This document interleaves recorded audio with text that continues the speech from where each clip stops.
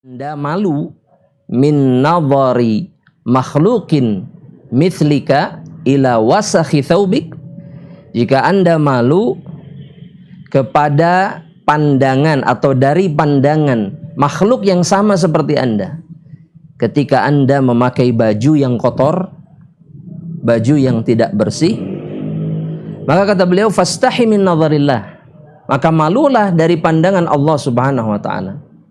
Ila qalbik, ketika Allah memandang hati Anda, ketika Allah Subhanahu wa taala melihat dengan jelas setiap titik, setiap kotoran, setiap najis kalau boleh dikatakan, baik itu syubhat ataupun syahwat yang ada di dalam hati Anda. Wa fihi ihanun wa balaya wa dzunubun wa khataya, di mana hati Anda itu dipenuhi dengan dosa-dosa dan kotoran-kotoran, kata Syekh.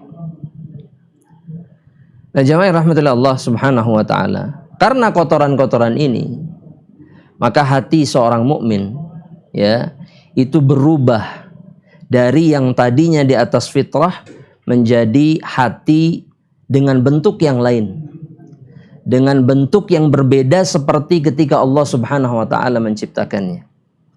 Rasulullah sallallahu alaihi wasallam mengatakan dalam sebuah hadis yang sahih, kata beliau,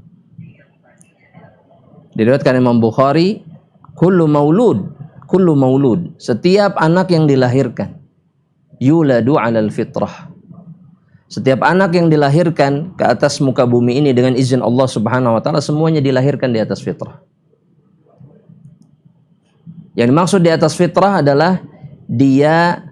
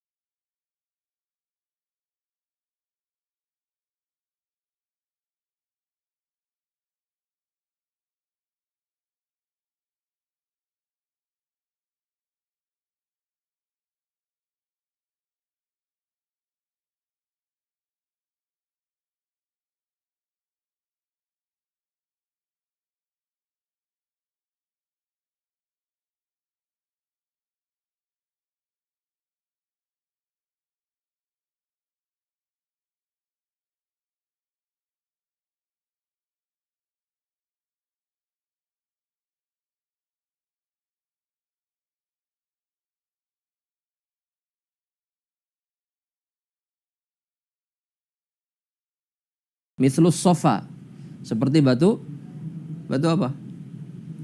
Batu kali, mengkilat, bersih, tidak ada noda sama sekali. Ya, artinya tidak ada noda-noda syubhat, tidak ada noda-noda apa? Syahwat. Yang satu lagi, ya, murbadan kalkuzil makhjiyah, hitam legam seperti bagian belakang dari apa? Kemarin sudah jelaskan, panci yang dibakar, yang dipakai, ya, terpenuhi oleh apa disebutnya kalau bahasa Indonesia? Yang hitam itu apa namanya? Jelaga ya? Bukan? Pokoknya noda hitam lah ya. Mehong gitu ya. Yang membuat rupanya, bentuknya itu menjadi sangat buruk. Penuh dengan noda.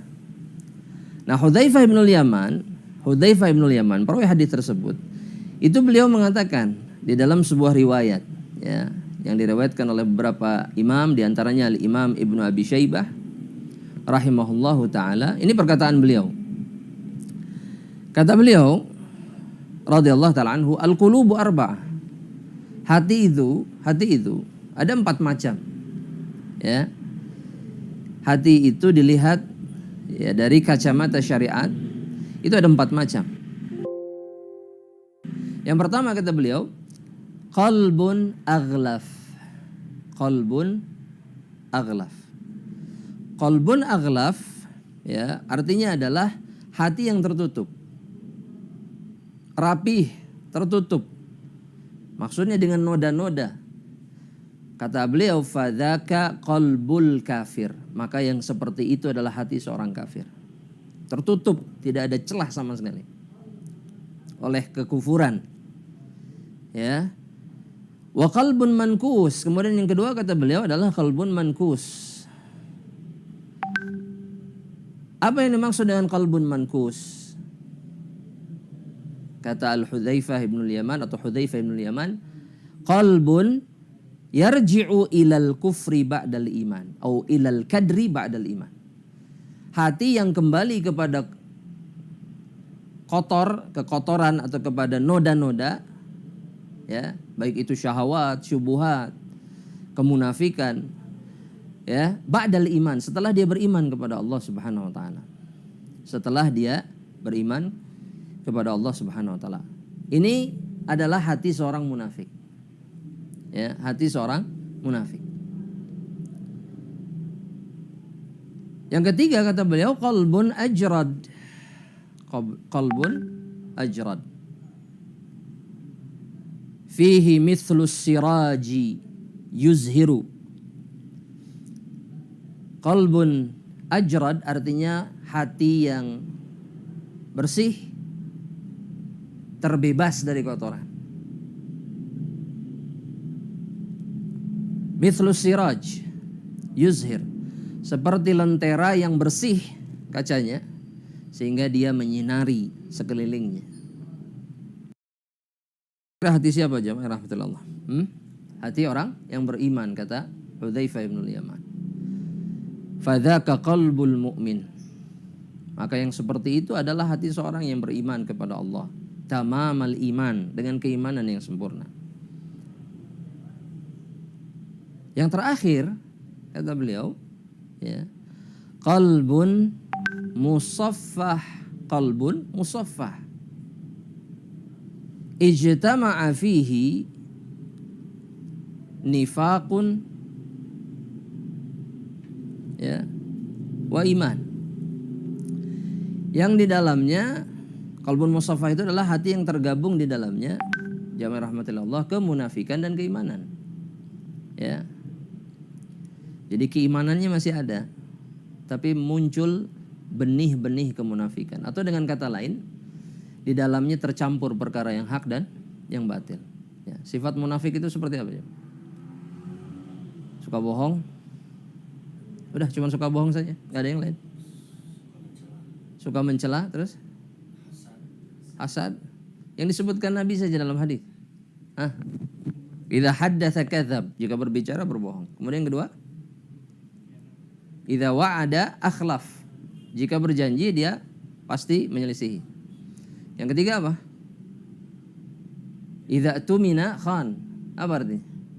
Jika diberikan amanah dia berkhianat. Ini sifat munafik. Berikan amanah, khianat. Ya. Dalam riwayat yang lain ditambahkan satu lagi oleh Rasulullah SAW. Ya, idza khasama fajar. Jika dia berseteru dengan saudaranya, maka dia melakukan kezaliman yang jauh lebih besar.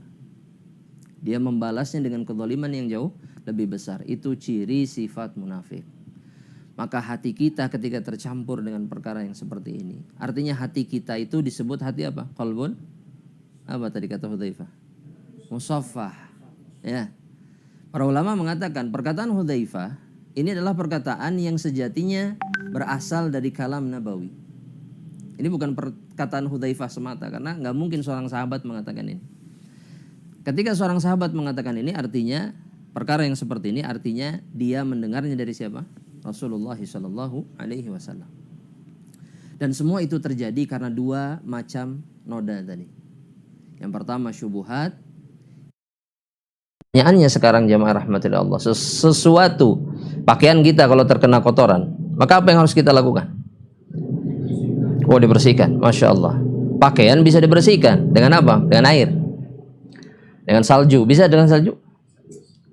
Oh, belum nyoba. Tapi kata Rasulullah SAW ketika beliau berdoa kepada Allah di dalam doa iftitah, waghsilni, cucilah aku ya Allah Subhanahu wa taala, bitsalji, ya bil ma'i wasalji wal barad, dengan air, dengan salju, dengan embun. Ini air-air murni, ini air-air bersih. Ya, bisa kita cuci dengan salju, dengan apapun, dengan air yang bersih, dengan yang suci. Nah, pertanyaannya hati, bagaimana kita cara membersihkannya? Jamaah rahmatullah. Dengan apa? Oh, dengan bertaubat kepada Allah Subhanahu wa taala. Cukup dengan bertaubat atau ada obat khusus untuk membersihkan hati? Ada obat khusus atau tidak? Apa? Mengingat kematian, Masya Allah. Maka dengarkan jawaban Al-Imam Ibnul Qayyim. Penjelasan Al-Imam Ibnul Qayyim ketika beliau ditanya tentang dawa'us syubuhat wa syahwat. Apa obat syubuhat? Apa obat syahwat? Apa obatnya untuk menghilangkan dua perkara ini? Maka jawaban beliau dalam kitab beliau Ighatsatul Lahafan. Dalam kitab beliau apa? Ighatsatul Lahafan. Kata beliau, fitnah syubuhat tudfa, dia dihilangkan, dibersihkan dengan apa? Bil yakin, dengan keyakinan. Jika antum meragukan apa yang diturunkan oleh Allah, apa yang diajarkan oleh Rasulullah SAW, ini yang disebut dengan syubhat. Ragu, antum ragu, tidak yakin. Maka menghilangkan syubhat dengan menumbuhkan keyakinan kepada Allah Subhanahu Wa Taala. Ya, kuatkan keyakinan. Ya, cara yang paling mudah untuk menguatkan keyakinan adalah dengan membuang keraguan, kemudian mengulang-ulang keyakinan di dalam hati. Itu yang diajarkan oleh Rasulullah SAW. Ya, ketika seseorang digoda oleh syaitan, diwaswasi oleh syaitan, apa kata Rasulullah SAW? Fasta'idz billah, isti'adzah, berlindung kepada Allah agar gangguan itu berhenti. Ya, kemudian tinggalkan, kata Rasulullah SAW, tinggalkan dan katakan amantu billah, aku beriman kepada Allah. Ya, orang kadang-kadang jamaah menumbuhkan keyakinan selalu dengan keinginan untuk mendapatkan bukti, betul tidak? Harus ada buktinya. Keyakinan bisa tumbuh tanpa bukti, atau keyakinan tumbuh hanya dengan bukti. Apa jawabannya?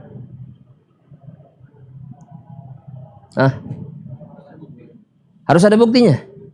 Yakin? Atau cukup dengan meyakini? Jamaah, cukup meyakini atau butuh bukti? Tumbuh hanya dengan bukti. Apa jawabannya? Jamaah? Ya, jamaah. Bisa keduanya. Harus ada bukti. Maka perhatikan apa yang dilakukan Abu Bakar As-Siddiq. Atau cukup dengan meyakini? Ketika Rasulullah SAW dalam hadis yang sahih, baru saja pulang dari langit cukup meyakini ketujuh, atau butuh bukti? Kembali ke kota Makkah. Jamaah. Kemudian tersebarlah kabar bahwa Rasulullah Muhammad ibnu Abdullah Sallallahu Alaihi Wasallam naik ke langit, kemudian pulang lagi ke Makkah dalam satu malam. Ketika Rasulullah SAW dalam hadis, maka semua orang mendustakan, termasuk beberapa sahabat yang beriman kepada Allah Subhanahu Wa Taala. Sebagian yang menjadi ragu, kemudian bahkan kufur, murtad, keluar dari Islam.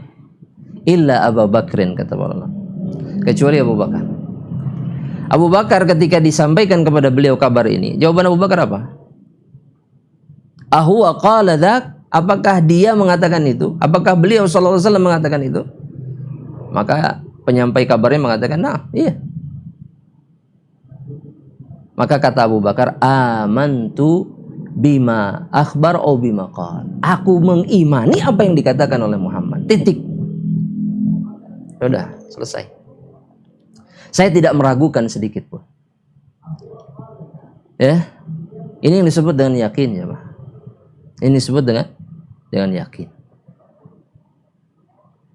Terlebih agama Islam memberikan bukti. Memberikan bukti tidak? Ya Pak. Ya, apa buktinya? Al-Quran. Ya, dan apa yang disampaikan oleh Rasulullah Sallallahu Alaihi Wasallam.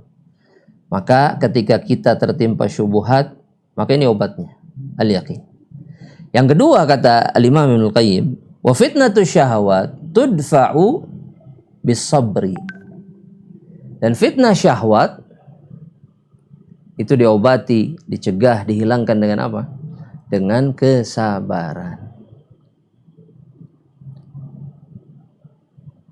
Karena memang syahwat jamaah rahmatillah Allah, itu adalah perkara yang bisa dihilangkan, bisa dikekang.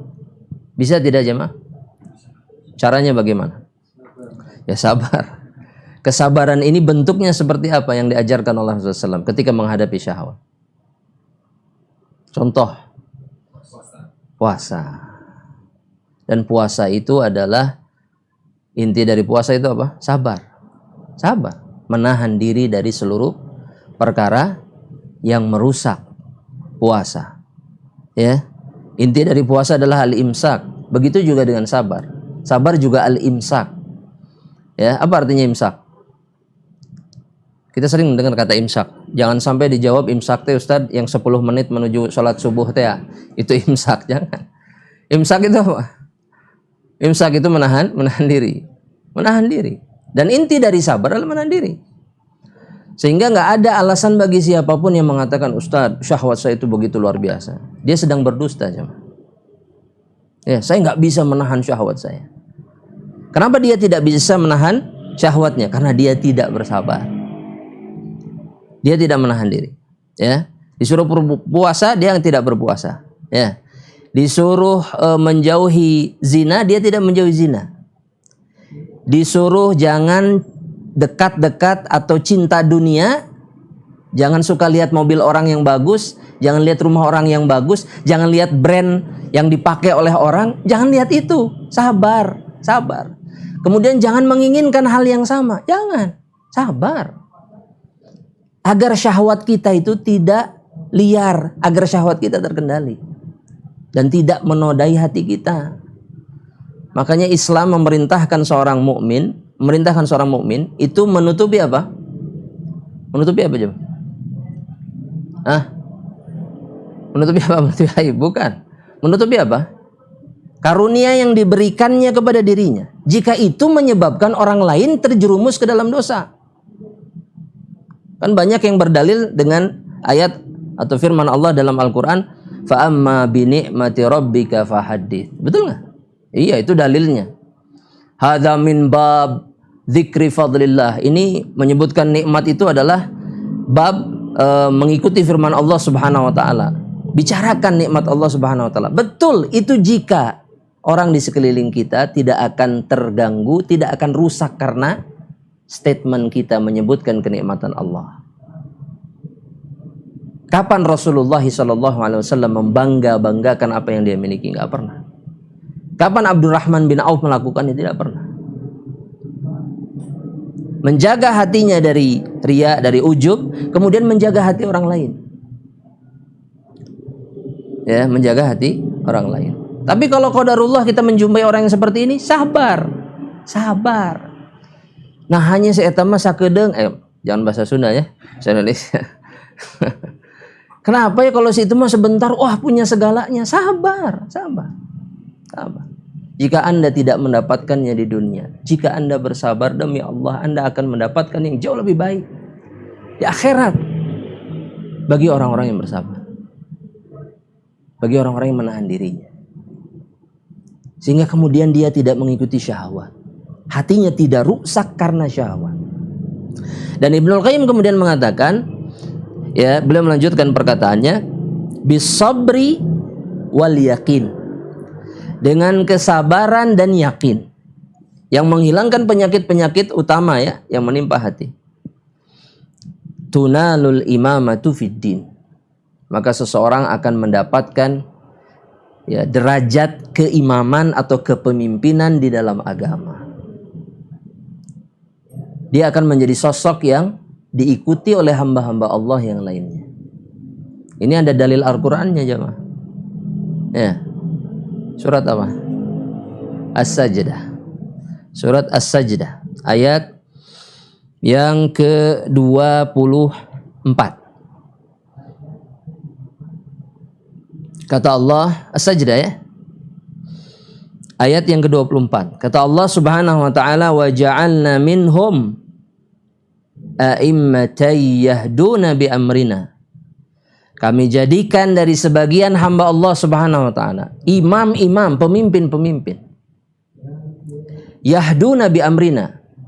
Ya, yang mereka beramal, berbuat sesuai dengan petunjuk kami. yakni di atas siratal mustaqim. Lamma sabaru, ketika mereka menjadi hamba-hamba yang bersabar. Ya, sabar. Nabi Muhammad bersabar tidak? Sabar. Dan kesabaran beliau sallallahu alaihi wasallam adalah puncak kesabaran yang dimiliki oleh seorang hamba Allah Subhanahu wa taala. Ketika para ulama menceritakan kesabaran Rasul itu, jamaah rahmatillah Allah, kita jarang memikirkannya. Rasulullah SAW menyaksikan kematian seluruh anaknya kecuali Fatimah di dalam kehidupan. Dia menyaksikan kematian istri tercintanya. Bahkan dia menyaksikan kematian paman yang begitu cinta dan mengurusi beliau dari kecil. Kemudian beliau mengalami siksaan, hinaan, cacian, makian sepanjang hidupnya menjadi seorang nabi dan rasul. Bahkan beliau merasakan kelaparan yang beliau alami bertahun-tahun. Bahkan beliau merasakan penderitaan di dalam jihad fisabilillah, luka yang menghiasi tubuh beliau yang suci. Gigi patah, dahinya sobek, berdarah-darah. Namun Rasulullah SAW senantiasa mengatakan, la naqulu illa ma yarda bihi Rabbuna. Kami hanya mengatakan apa yang Allah Subhanahu wa taala ridhoi ketika tertimpa musibah. Hanya itu yang muncul dari lisan Rasulullah SAW. Apa ucapan yang diungkapkan oleh Rasul ketika beliau tertimpa ujian, musibah? Apa yang diucapkan oleh Rasulullah SAW? Ini kalimat yang diridhoi oleh Allah Subhanahu wa taala. Hanya itu yang muncul dari lisan Rasulullah SAW. Allahumma lakasumtu. Apa? Allahumma apa aja mah? Allahumma jur. Subhanallah, ini enggak ada yang hafal. Tulis jawab, tulis. Allahumma jurni. Allahumma jurni. Allahumma jurni fi musibati. Ya Allah, berikanlah pahala kepadaku di dalam musibahku. Wa akhlif li khairan minha. Wa akhlif li khairan minha. Dan gantikan untukku dengan perkara yang lebih baik. Ini yang diucapkan oleh Rasulullah SAW. Ya, Rasulullah Sallallahu Alaihi Wasallam memiliki keyakinan yang sempurna dan kesabaran yang puncak. Oleh karenanya beliau menjadi imam, beliau menjadi pemimpin hamba-hamba Allah Subhanahu wa taala yang lain.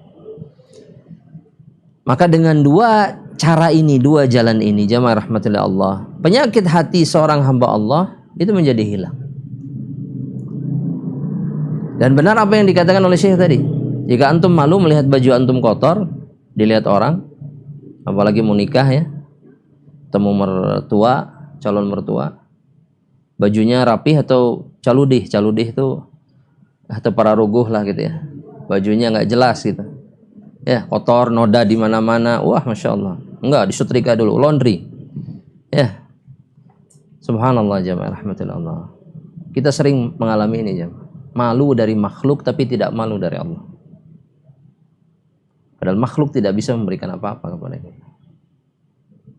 Saudara antum, teman antum, sahabat antum bisa memberikan bantuan kepada antum, betul. Tapi dia bisa melakukannya karena Allah. Yang memberikan dia kemampuan untuk membantu antum itu Allah, bukan dirinya. Kenapa tidak langsung kemudian menghambakan diri dan kemudian mengharapkan pertolongan Allah Subhanahu wa taala dengan cara apa? Dengan cara bersihkan hatinya. Bersihkan hatinya.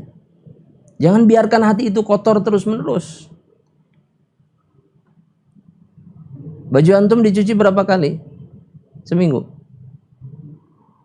Jarang dicuci? Sebulan sekali? 2-3 hari ganti, mungkin sehari sekali ganti cuci, terus begitu. Hati yang dilihat terus oleh Allah Subhanahu wa taala sebagaimana disebutkan oleh Syekh dalam hadis diriwayatkan oleh Al-Imam Muslim dari sahabat Abu Hurairah, kata beliau bahwasanya Rasulullah SAW bersabda, "Innallah, sesungguhnya Allah, la yanzuru ila suwarikum." Allah enggak melihat fisik kalian, enggak. Ya. Dan ana selalu bersyukur jamaah dengan hadis ini, jamaah. Allah tidak melihat fisik kita. Wallah, kalau lihat fisik sudah habis kita. Yang dilihat fisik sama Allah selesai. Siapa yang menang, jemaah? Kalau dilihat fisik siapa yang menang? Hah? Siapa yang menang? Orang mana yang menang? Bule, orang Eropa, orang Jazirah Arab, mereka yang menang. Kita nggak ada apa-apanya. Sudah selesai. Dan Rasul menegaskan, Allah nggak lihat itu. Terus yang kedua juga penting. Wa amwalikum, Allah nggak lihat harta kalian. Fadhal, punya segalanya silahkan. Tapi Allah nggak lihat, Allah nggak pandang. Meskipun kita sering memandang harta, betul tidak? Beda nggak?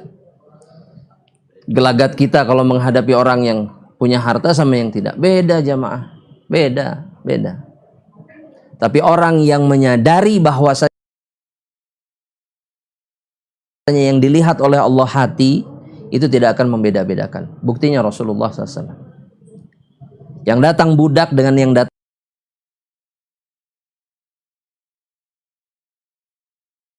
pemimpin sama saja di hadapan Rasulullah SAW. Keduanya dimuliakan oleh Rasulullah SAW. Karena yang dipandang bukan apa?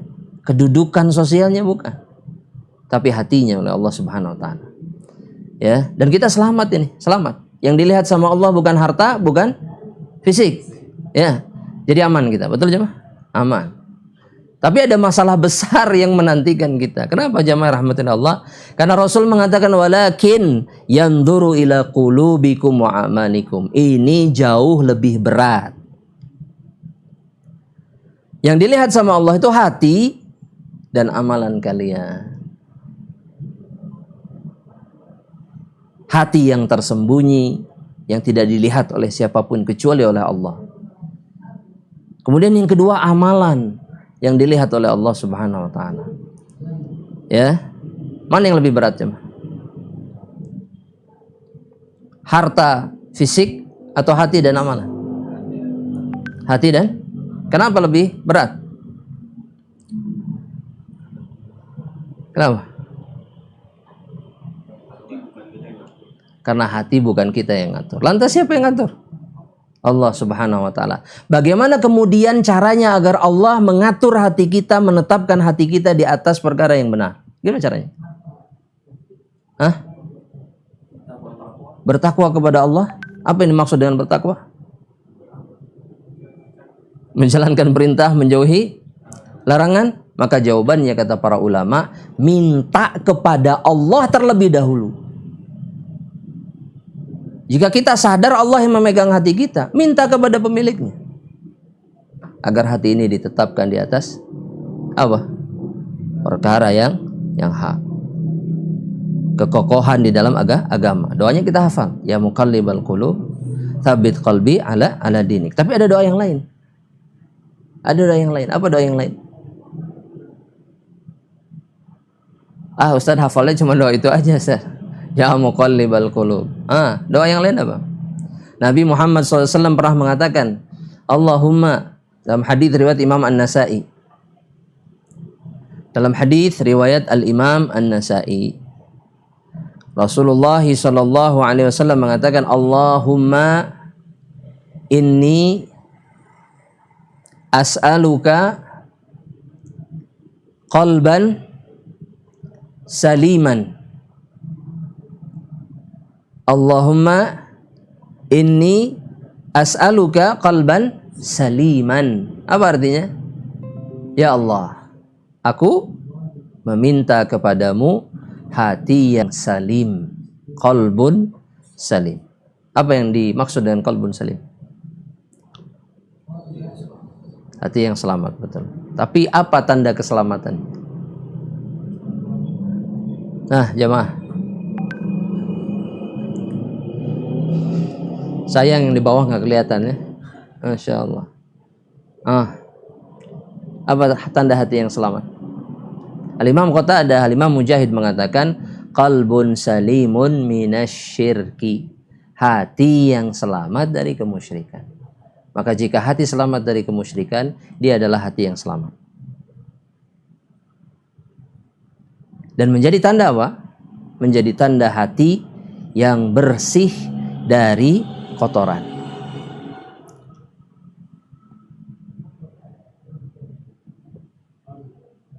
Syekh Shalih Al-Utsaimin kemudian mengatakan, man tahara qalbahu fihi al-ilm halla. Ya. Barang siapa yang mensucikan hatinya tadi dari kotoran syahwat dan syubhat, maka ilmu akan bersemayam, akan berada di dalamnya. Maka ilmu akan berada di dalamnya. Wa man lam yarfa' minhu najasatahu. Dan barang siapa yang tidak membersihkan najisnya, wada'ahu al-ilmu wartahal, maka ilmu akan meninggalkannya dan pergi. Dari perkataan ini kita bisa pahami bahwasanya ilmu itu tergantung bersih atau kotornya hati. Nah, hati jamaah rahmatillah Allah, jika sudah bersih, maka akan muncul sifat-sifat yang menandakan kebersihannya. Yang pertama tadi apa? Salim. Yang pertama apa? Salim. Apa artinya salim? Hah? Apa bedanya sama salim kalau sama anak kecil itu apa bedanya? Harus dibedakan jemaah. Kalau itu salim, salim bukan salim. Salim artinya salam. Ya. Tapi kalau ini apa? Salim. Ya. Apa artinya salim? Selamat. Selamat dari apa? Kemusyrikan. Masya Allah. Yang kedua. Tanda yang kedua.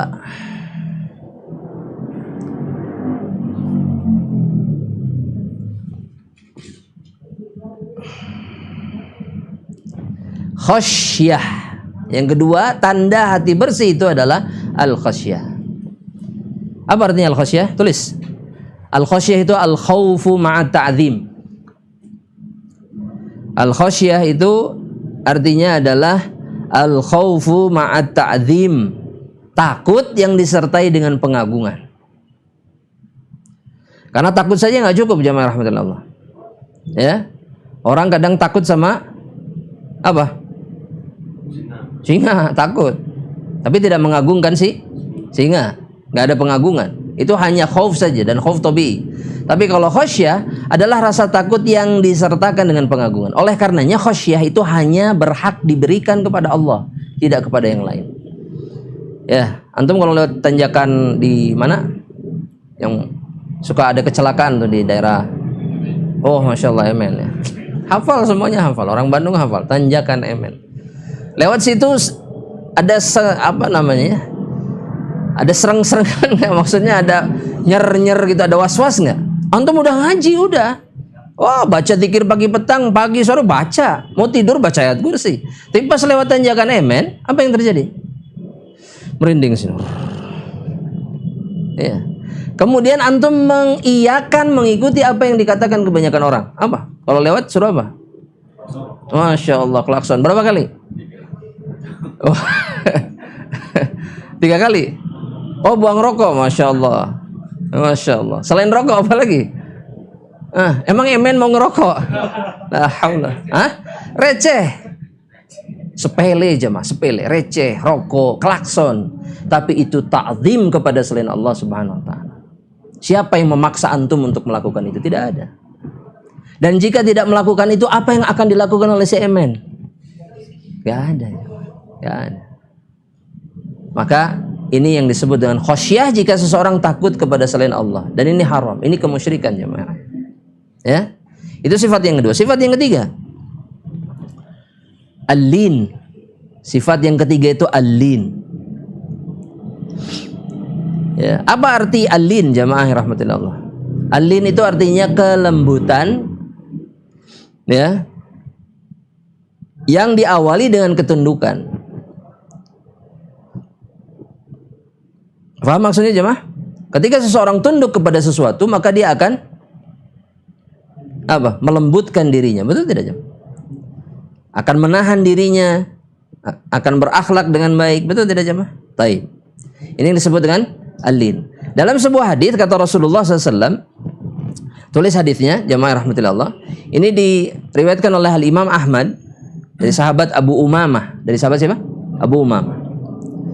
Kata Rasulullah sallallahu alaihi wasallam, "Ya Aba Umamah, ya Aba Umamah, wahai Abu Umamah, inna minal mu'minin, sesungguhnya di antara orang-orang yang beriman, man yalinu li qalbuhu, ada di antara mereka yang hatinya lembut kepada diriku."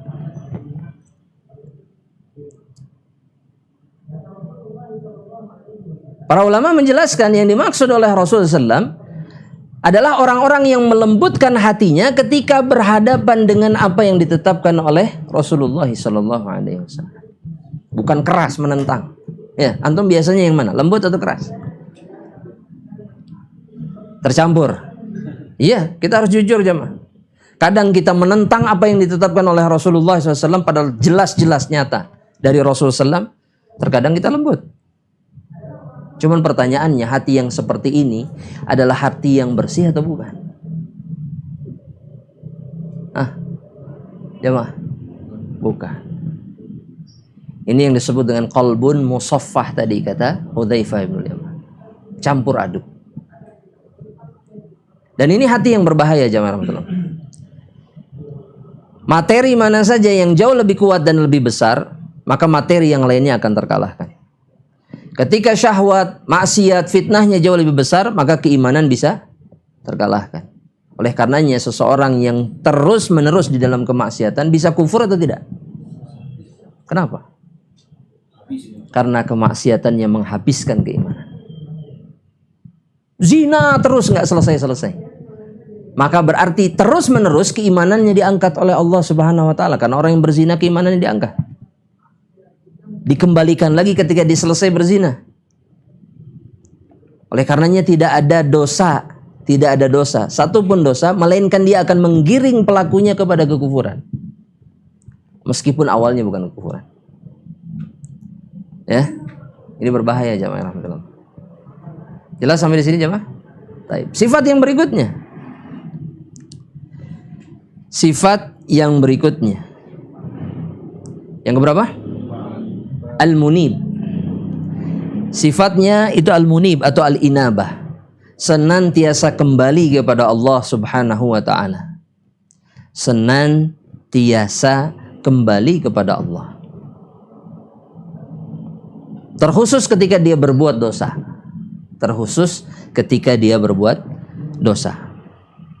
Allah Subhanahu wa taala berfirman di dalam surat Qaf ayat yang ke-31 sampai yang ke-33.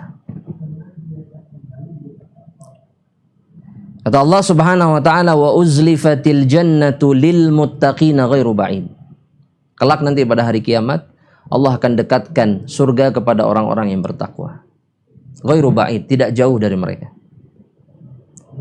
Kemudian Allah mengatakan, hadza ma tu'aduna. Ini yang kalian dijanjikan dengannya oleh Allah Subhanahu wa taala. Ini yang Allah janjikan untuk kalian. Ya, al-jannah. Itu yang antum cari kan? Itu yang antum cari? Kenapa antum cari itu? Karena itu puncak kenikmatan. Hanya orang yang cerdas, kata Rasulullah SAW, hanya orang yang cerdas.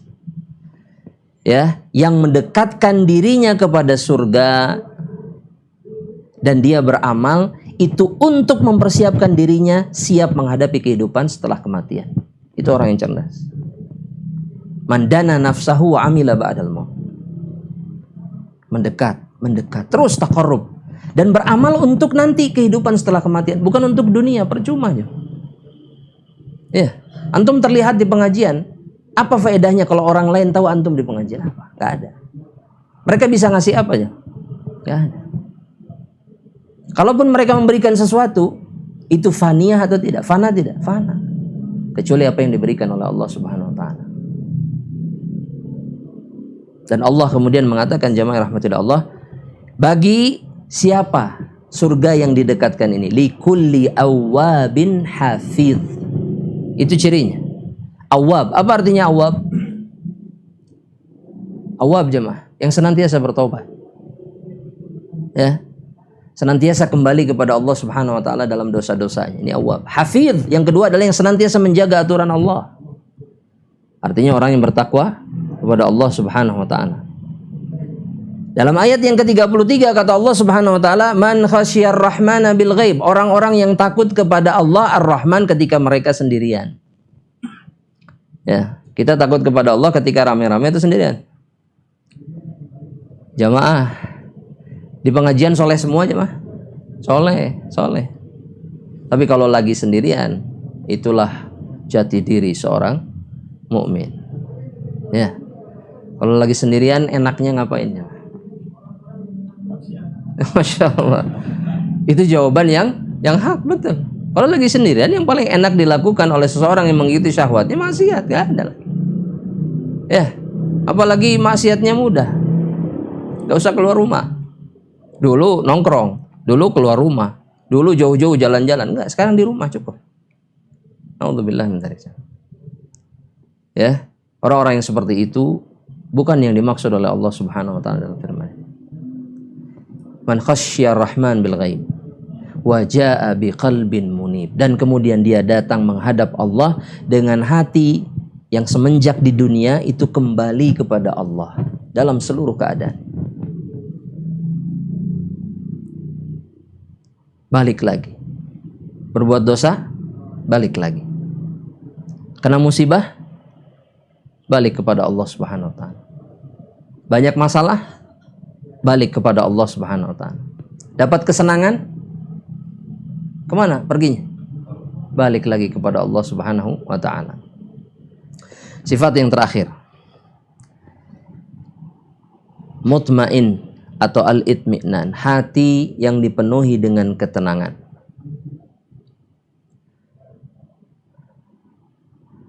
Allah Subhanahu wa taala berfirman di dalam Al-Qur'an dalam surat Ar-Ra'd ayat yang ke-28. Kata Allah Subhanahu wa taala, ala, apa lanjutannya? Bidzikrillah. Masya Allah, betul. Ala bidzikrillah tatmainnul qulub. Dengan mengingat Allah Subhanahu wa taala hati menjadi tenang. Iya. Hati yang tenang itu adalah sifat hati yang bersih. Hati yang dipenuhi ketaatan kepada Allah Subhanahu wa taala. Tenang dalam masalah apa, Jemaah? Tenang dalam masalah apa? Apa tanda ketenangan hati seorang hamba Allah?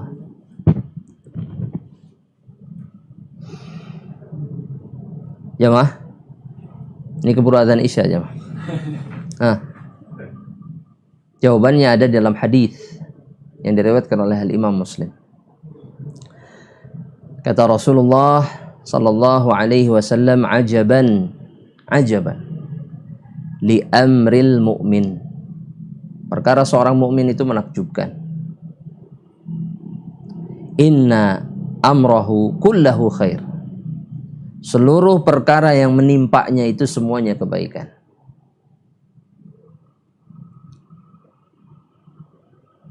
Kata Rasulullah SAW, in asabathu sarra, jika dia ditimpa kenikmatan, ya, hati yang tenang, faham apa yang harus dilakukan. Ketika ditimpa kenikmatan, apa yang dilakukan? Syakar, kata Rasulullah SAW. Syakar, bersyukur kepada Allah.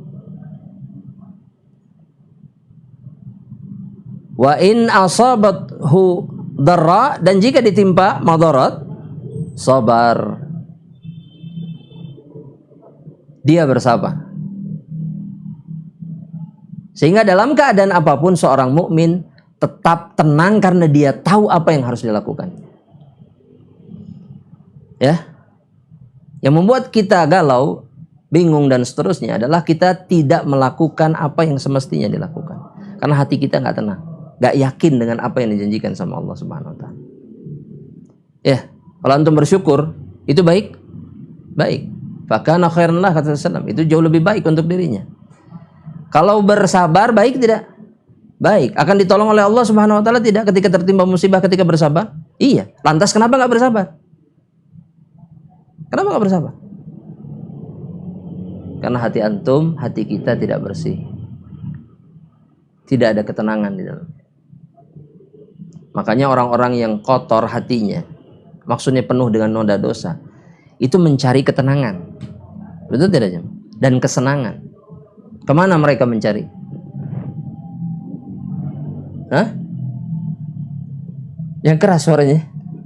Oh, dunia malam, Masya Allah. Dunia malam itu dunia flora dan fauna, Jam. Ya. Banyak hewan yang hidupnya di dunia, di kehidupan malam, betul? Ular, betul gak, Jam? Burung hantu. Iya. Tasyabuh dengan mereka, jamaah. Dan perilakunya sama. Perhatikan, perilakunya sama. Na'udzubillah min dzalik. Tapi itu semua karena mereka tidak tahu mana yang baik.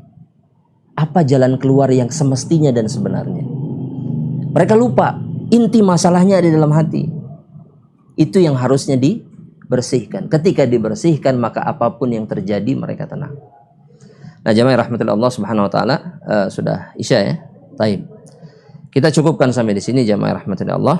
Ya, sebelum kita tutup, mudah-mudahan Allah Subhanahu wa taala memberikan kesempatan kepada kita untuk melanjutkan pembahasan ini, dan yang terpenting Allah jadikan ilmu yang kita dapatkan bermanfaat bagi kita. Sebagaimana yang dimintakan oleh Rasulullah SAW, Allahumma anfa'na bima 'allamtana. Ya Allah, berikanlah manfaat kepada kami dengan apa yang Engkau ajarkan kepada kami, ya Allah. Ya, semoga Allah memberikan taufiknya kepada kita. Kita tutup dengan doa kafaratul majlis. Subhanakallahumma bihamdika asyhadu an la ilaha illa anta astaghfiruka wa atubu ilaik. Assalamualaikum warahmatullahi wabarakatuh.